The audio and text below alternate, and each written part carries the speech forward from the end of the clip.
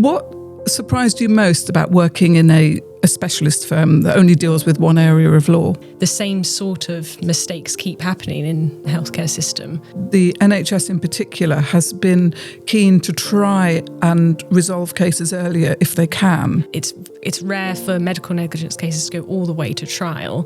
Substandard care isn't necessarily negligent care. We're not doctors, but we know what are the patterns, what things should we be looking out for. None of us want to advise a client to pursue a case that we don't think is likely to be successful. Well, we have the knowledge here to help you.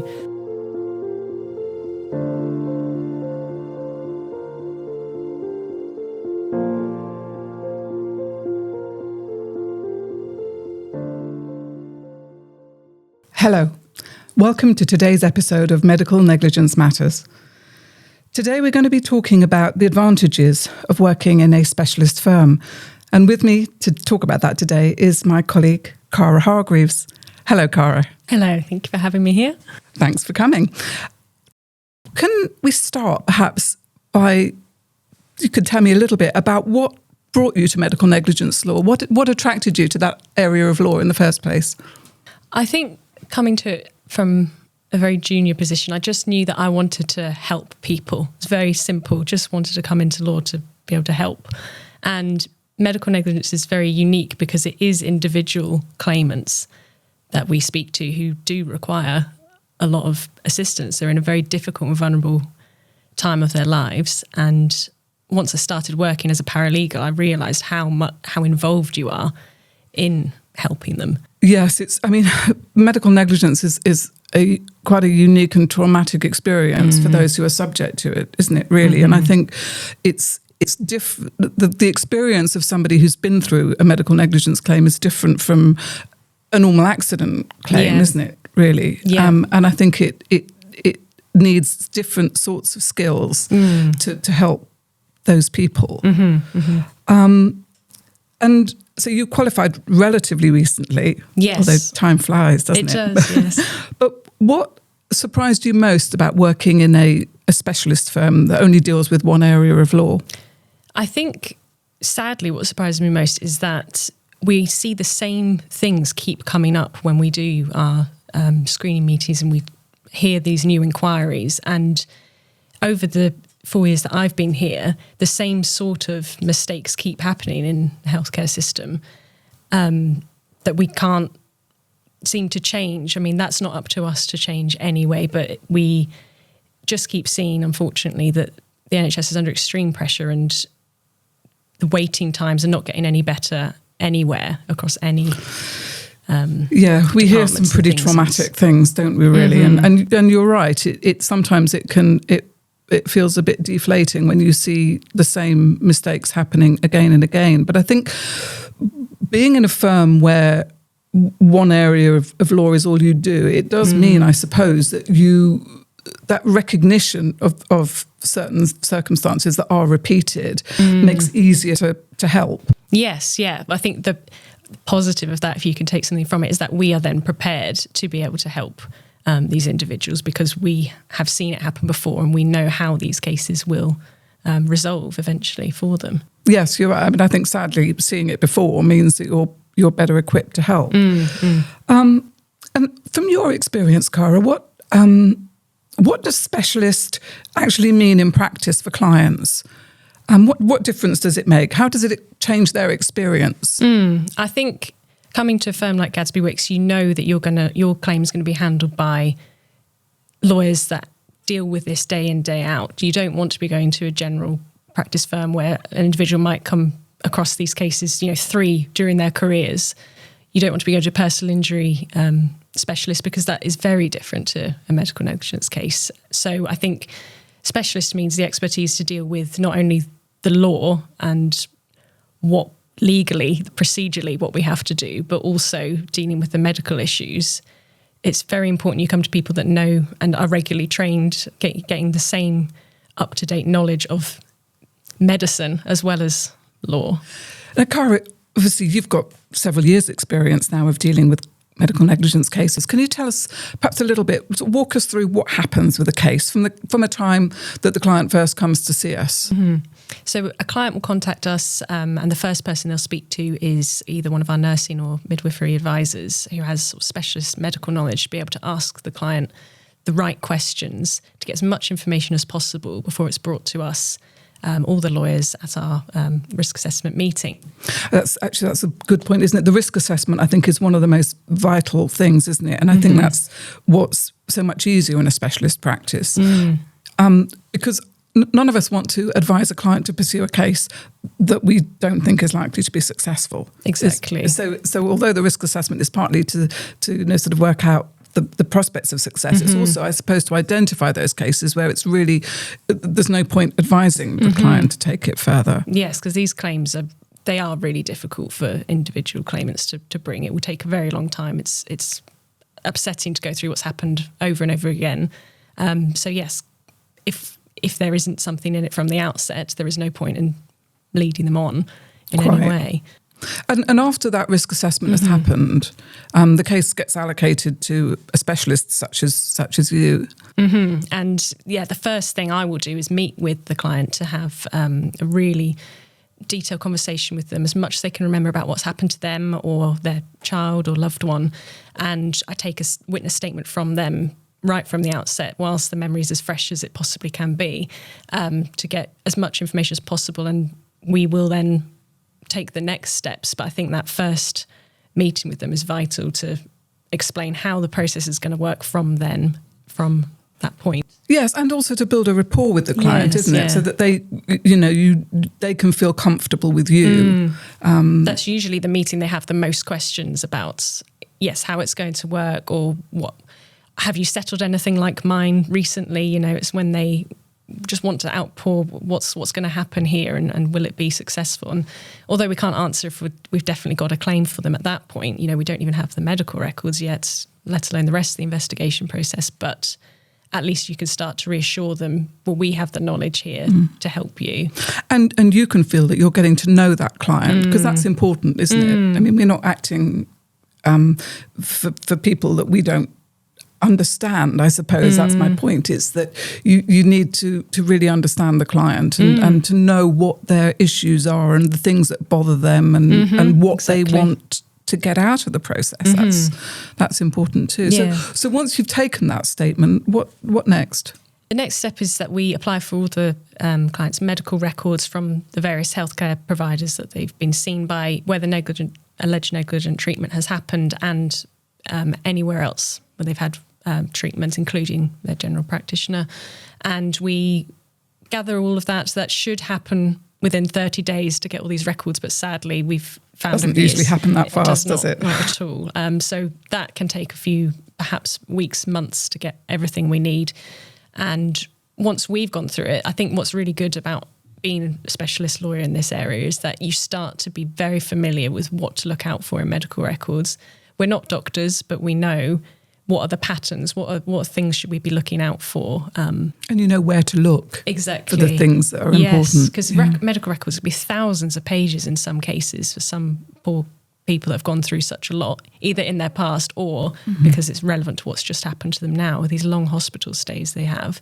It's thousands of pages, so you have to be very thorough when you go through everything. You do. I mean, I think that forensic examination of the records is really important. It's not something that you can leave to a medical expert or to a barrister or to somebody else. I think the solicitor really needs to get to grips with what's in those records. And so it's a big task. And once you've got all the records, what happens then? We then need to instruct our liability experts. So this is where we start to do the key investigation part of the claim. We need to be able to prove what's called breach of duty and causation in the claim.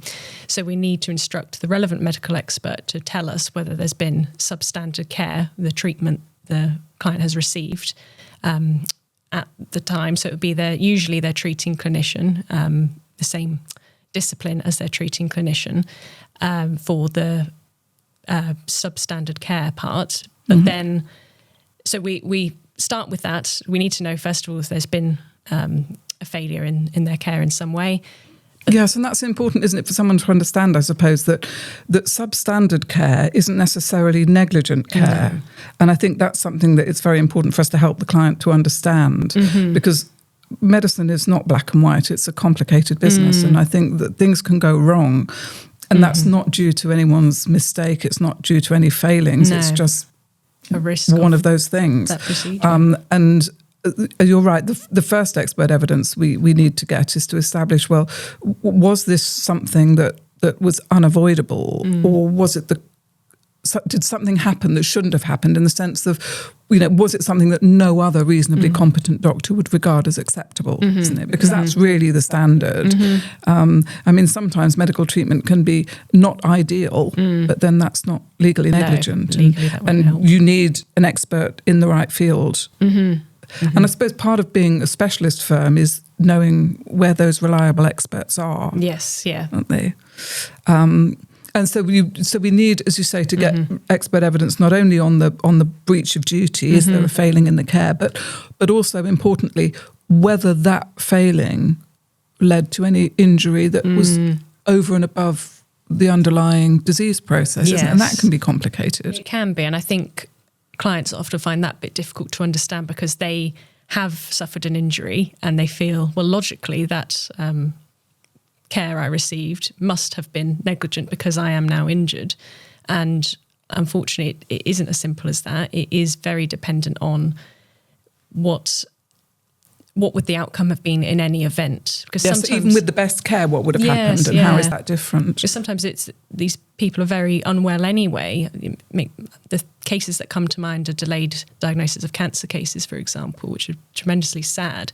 And often they have delays quite early on. They go to their GP for, if they see something that's wrong and they keep going back to their GP, they're not referred on. But often, quite sadly, even if there is a delay of 3 months or something, it may not make a difference to their prognosis, because they always had that cancer, very sadly. Yes, you're quite right. That's true. So even if there's the delay, there isn't necessarily an injury, which sounds in law, I suppose. That's and that is difficult to explain to a client. So once you've got all of your expert evidence, assuming that it supports your case, what then? Then it's usually the most appropriate step is to send what's called a letter of claim to the defendant, whether that's an individual GP or NHS trust or private individual or something. And we send a letter of claim setting out all our allegations of negligence, and the defendant will then have 4 months to prepare their letter of response to the claim. So they know exactly what it is that what the complaint that they're facing. Yes, that's it. And in that time, that's often a good opportunity. We have our supportive expert evidence, so now it's a good time for us to start what's called quantifying the claim for the client, start assessing the value of it. So working out the amount of compensation that they may be that might be recoverable. Yes, yeah. So that's another opportunity to start instructing more experts for condition and prognosis reports. So that's a good point. So you need, because you need to understand what the implication of the injury is and what the long-term picture is, isn't it, really? Yes, yeah. Because the amount of compensation that would be awarded depends very much on what exactly is the injury that's caused by the failing in the care. Yes. And although, being specialists, we see these injuries and we think, yes, they'll probably need X, Y, Z for the rest of their life. Again, we're not experts in care or orthotics, or, we need these experts to tell us, right, this individual. Yes, each case is individual, isn't it? Yes. That's right. There's no one set pattern. No. And so each individual circumstance will be different and will therefore need a different sort of investigation. And then once we've got the response from the defendant, then I guess we know then whether or not it's going to be necessary to issue court proceedings. So you're quite a long way down the line by that point. Yeah, at this point it's quite difficult to be able to advise clients the time frame, because while we're waiting for the letter of response, you don't know. You get more of an indication once you get the response in, if the defendant is holding their hands up and saying, yes, we have failed in our duty of care here and it has affected the outcome. If they're that holding their hands up about it, then we can say to the client, right, it's all about trying to get the best settlement of compensation for you now. and hopefully it can be settled fairly quickly. It's, again, more complicated cases, it will still take quite a long time, but hopefully you're down the right path to settlement then. And in your experience, how many cases, or what proportion of cases will be settled without court proceedings? I think quite a lot of them are, really. I mean, it's rare for medical negligence cases to go all the way to trial. I don't know. It's hard to put a figure on it because a number of my cases have liability admitted. So I would say, yes, quite a high proportion. Perhaps the defendant hasn't admitted liability, but they know there's a risk of taking this to court, and they will try to settle the matter in any event. Yes, that's interesting. I mean, I think in recent years, my experience is that the NHS in particular has been keen to try and resolve cases earlier if they can. Mm-hmm. I mean, obviously, there's inherent delays in the process, which I know are very unsatisfactory for the client. Mm. But I think I'd see a tendency towards wanting to settle meritorious cases earlier. Yeah, because as you say, if they're not settled at that point, it's a long process and also a very costly one. And very few cases go all the way to trial. But we will prepare the cases as if they will, because that's very important. You need to make sure that all your evidence is properly in place. And how, being in a specialist firm, how does having colleagues with that sort of same niche and specialism around you affect your sort of learning and confidence as a solicitor? I think it's really valuable. I've grown a lot in confidence since when I started at Gadsby Wicks, because you can very reliably go to anyone in the team with a complex either legal or medical issue. I have no worries about asking anyone what their opinion is about it, because they'll have probably come across it before, or together we have the expertise to know how we're going to resolve this particular procedural point or medically complicated point. Yeah, I think I've got two or three heads, so usually better than one when you're looking at a problem, isn't it? And I think, it can be, I think this work can be particularly difficult and stressful if you're trying to do it in isolation. Yes. And I think, in a way, no matter how qualified you are, or how specialist, or how many years you've been doing the work, having other people around you with that same expertise is a real confidence boost or a security thing, because you know you can always run an idea past somebody else with a similar experience. Yeah. Can you think, what is it, or is there anything about your sort of day-to-day work where you think the collective knowledge within the firm makes a difference? I do. I'm going to go back to the screening meeting risk assessment that we have at the start of the claim, because it is a collective decision and discussion about what the client has come to us with their complaint about. And it's very clear in those meetings when someone's had a very similar case, a very similar set of circumstances, but the outcome's been ever so slightly different, and they can then tell us about the expert report they got on that case and their memory of what was or was not negligent. Yes, I think that's a very good point. I think that in one of those meetings where you have sort of 8 lawyers, all with a specialism in clinical negligence, I mean, you've got a combined experience of probably over 100 years of doing this sort of work. And I think, as you've alluded to earlier, I think, sadly, in a way, there's not very many things that come up in those meetings which are entirely unique. We do see the same problems, and yes, that the collective knowledge gained over so many years of doing the work, I think, helps us to give good advice at the outset to clients as to whether or not it's worth going ahead. And I was just thinking something about, obviously, you've mentioned this already, this the fact that quite a lot of the steps in a case can take quite a long time. And I'm just wondering whether there's something that a client might not realise is happening behind the scenes while you're dealing with their case. Yes, I think that might happen a few times along the claim because, as I said, they can take years to settle. And because of that, it's not usually something we're not doing. We always actively progress the case as much as we can, and it's very important to keep the clients up to date as to what we're waiting for. But yes, if we go right back to the early stage of the claim, waiting for medical records can take months, for example. So that's something in the background me and my colleagues will be chasing, trying to get that for them. Or perhaps later in the claim, when we get, for example, a defence in from the defendant, once we've issued court proceedings, they then prepare a defence to our allegations of negligence.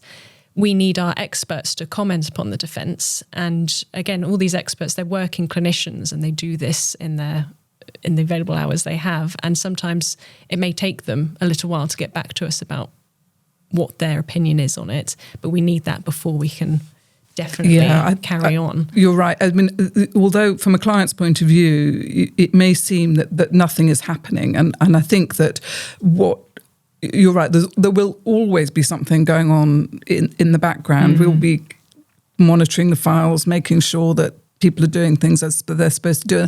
And the important thing, I guess, is just keeping the client informed so that they know how long they're likely to be waiting for something, and they know that they might not hear from us for a certain period of time. I think from a client's point of view, it's just the silence is what's disconcerting. Yeah, of course. And we try very hard to make sure that clients always know that if they're waiting, how long they're going to be waiting and what they're waiting for.